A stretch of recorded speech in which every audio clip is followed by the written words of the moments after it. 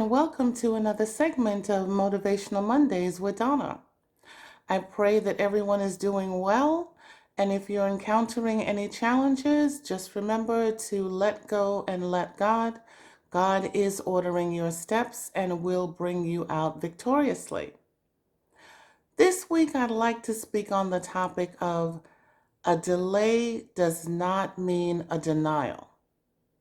Now, a lot of the times we are fervent in our prayers, we're consistent, we're going to church, we're reading our Bible, we are giving, we are volunteering, and the things that we're asking God for is not coming to pass. And that makes us very frustrated and upset because it's like, God, what am I not doing? Why is it that you're not answering my prayers? But it's very important that we realize God is supernatural and we're natural. He doesn't work within our time frame and our time limits. So just because it's not happening just when you want it to, that doesn't mean that it won't happen. And there are examples of this in the Bible. Hannah wanted to have a son in the worst way. Her husband's other wife was able to have babies like it was a machine factory. But her womb was closed up. And God did that deliberately because he had something special in mind for the son that he wanted Hannah to give birth to. And that son wound up being the prophet Samuel. But he needed to make sure that Hannah was actually going to give that child back to God after she gave birth to him and raised him for a while so that God could use him in the way he wanted to. And after many years of being barren and struggling and praying and not being able to conceive, and we don't know the exact time frame, but according to the Midrash, which is commentary for the Hebrew scriptures, it says it was about 19 years.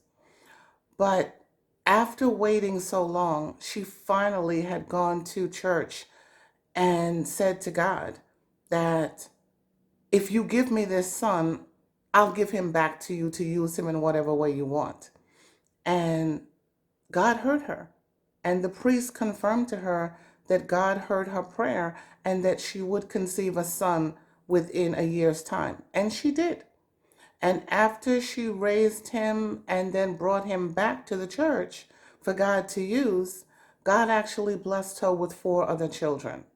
So just because it was delayed, it didn't mean it wasn't going to happen. The same thing happened to Caleb in the Bible.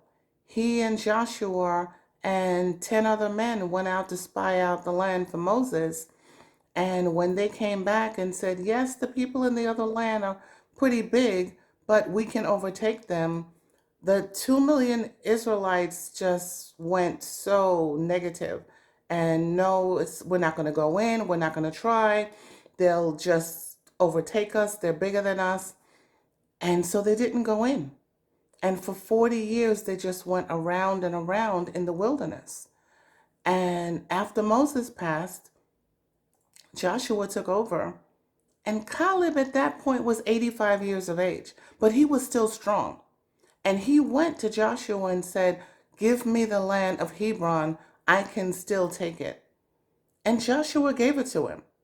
So it took 45 years, but he still got what he had been praying for.